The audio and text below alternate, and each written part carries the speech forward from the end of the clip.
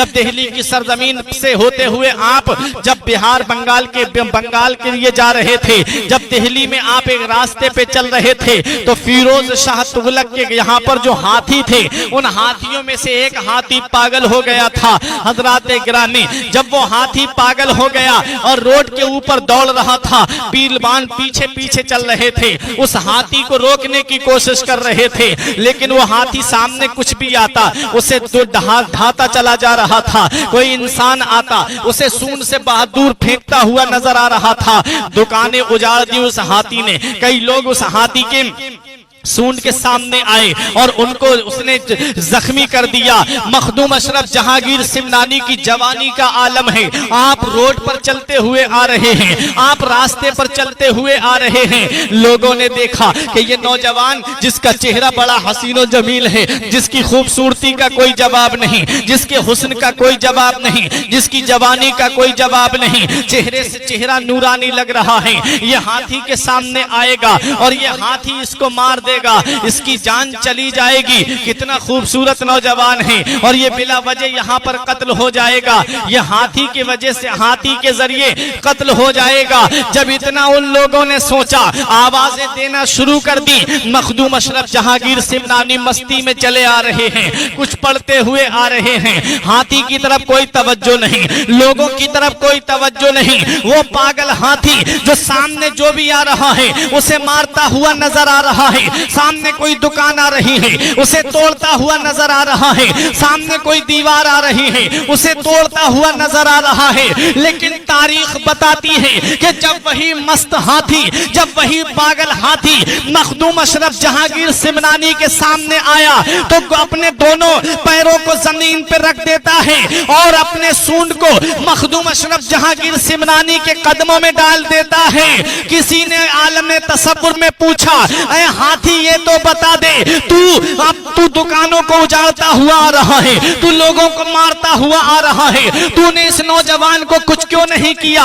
तो हाथी अपनी जुबान में जवाब देता है कि मैं इतना भी पागल नहीं हुआ हूँ जो फातिमा की औलाद को ना पहचान सकूं, मैं इतना भी पागल नहीं हुआ हूँ जो अली की औलाद को ना पहचान सकूं। इस राज से वाकिफ है जमाने वाले, जिंदा है मोहम्मद के घर आने वाले। हजरात गिरामी, वो मस्त हाथी जो दुकानें उजाड़ रहा था, वो मस्त हाथी, वो पागल हाथी जो सामने आता उसे जख्मी कर देता या मार रहा था, वो मखदूम अशरफ जहांगीर सिमनानी के सामने आकर के अपने सूंड को आपके कदमों में डाल करके गोया गुलामी का सबक दे रहा है, गुलामी का पैगाम दे रहा है और अपनी जुबान से यही कह रहा है कि मैं पागल जरूर हूं लेकिन अली की औलाद को जरूर पहचानता हूं, फातिमा की औलाद को जरूर पहचानता हूं, हुसैन के लाडलों को जरूर जानता हूं। ये आले रसूल हैं कि जिनका चेहरा देखो तो आले रसूल, जिनकी जात देखो तो आले रसूल। और पूरी दुनिया को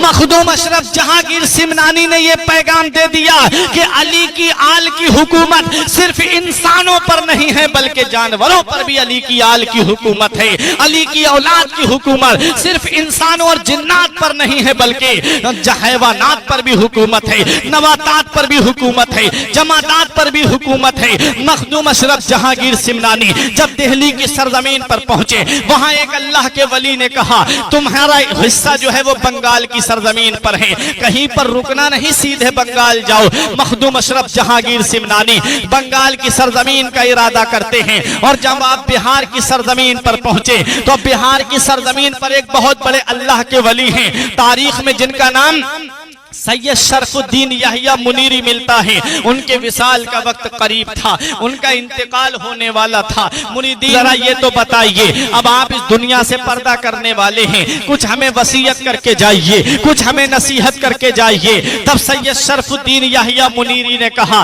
कि मेरी वसीयत ये है कि मेरा जब इंतकाल हो जाए तो मेरे जनाजे की नमाज तुम में से कोई नहीं पढ़ाएगा। लोगों ने कहा, हुजूर जब हम नमाज जनाजा नहीं पढ़ाएंगे आपके आपके कोई खास खलीफा हैं? क्या आपके खुलफा में से कोई हैं? उनका आप नाम बता दीजिए, वही आपके जनाजे की नमाज पढ़ाएंगे। सैयद शरफुद्दीन याहिया मुनीरी ने फरमाया, मेरे जनाजे की नमाज वो पढ़ाएगा जो सैयद सहीहुन नसब होगा और जो किराते सबा का हाफिज होगा, जो 14 उलूम का आलिम होगा और जो हुकूमत को छोड़ करके आया होगा, जो तारिकुस सल्तनत होगा।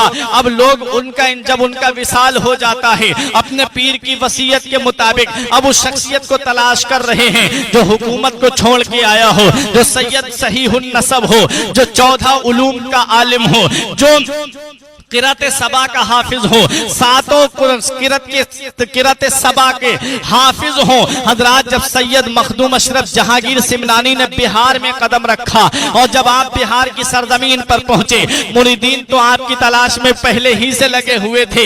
ये अल्लाह के ऐसे वली हैं, पहुंचने से पहले वहां के लोग बता दिया करते थे, जानने वाले अल्लाह के नेक बंदे कह दिया करते थे कि फला अल्लाह का वली आ रहा है, फला अल्लाह का महबूब आ रहा है। सैयद शरफुद्दीन याहिया मुनीरी ने आपके आने से पहले ही आपके बारे में बता दिया था कि बिहार में उस शख्सियत का स्वागत होने वाला है।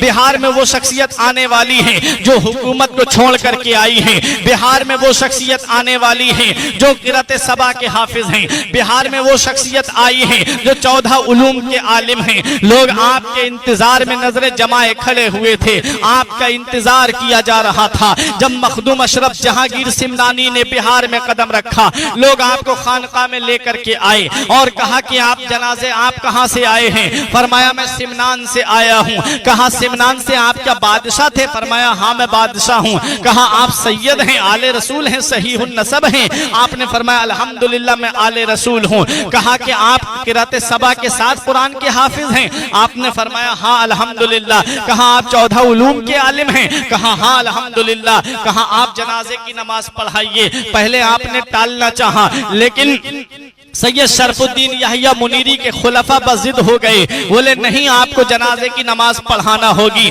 आपने जनाजे की नमाज पढ़ाई और जब जनाजे की नमाज पढ़ा करके जब आप उनको दफन कर दे, उनको खानका में दफन कर दिया जाता है, तो अचानक से थोड़ी देर के बाद में सैयद शरफुद्दीन याहिया मुनीरी का हाथ कब्र से बाहर निकल आता है। तमाम मुरीदीन घबरा गए, तमाम खुलफा देख करके हैरत में पड़ गए, ये हाथ पीरो मुर्शिद का बाहर क्यों निकल करके आ गया है? हजरात गिरामी, सैयद मखदूम अशरफ जहांगीर सिमनानी से लोगों ने कहा ये पीरो मुर्शिद का हाथ बाहर क्यों निकल आया है? तब कहा कि मर्दाने गैब से हजरत को एक ताज मिला था और हजरत ने विसाल से पहले तुम लोगों को वसीयत की थी कि वो ताज मेरी कब्र में रख देना मेरे साथ में। तुमने वो वसीयत को पूरा नहीं किया। एक मुरीद आंखों से आंसू पोंछता हुआ खड़ा हुआ, बोला हाँ वो ताज मेरे पास में है। हजरात गिरामी, जब वो ताज लाया जाता है तब वो ताज आपके हाथ में दिया जाता है, हाथ नीचे चला जाता है। अब यहाँ पहुंच करके एक अकीदे का मसला भी सुन लो और उन लोगों को भी ये पैगाम दे दो जो ये कहते हैं कि नबी माज़ल्ला मर करके मिट्टी में मिल गए। उनको ये पैगाम दे दो कि जब बिहार की सरजमीन पर सैयद शरफुद्दीन याहिया मुनीरी जिंदा है तो फिर मदीने वाले मुस्तफा जिंदा क्यों नहीं होंगे? जब उनके गदा भर देते हैं शाहाने जमाना की झोली, मोहताज का जब ये आलम है, मुख्तार का आलम क्या होगा? चाहे तो इशारों से अपने काया ही पलटते दुनिया की, ये शान है उनके गुलामों की, सरदार का आलम क्या होगा?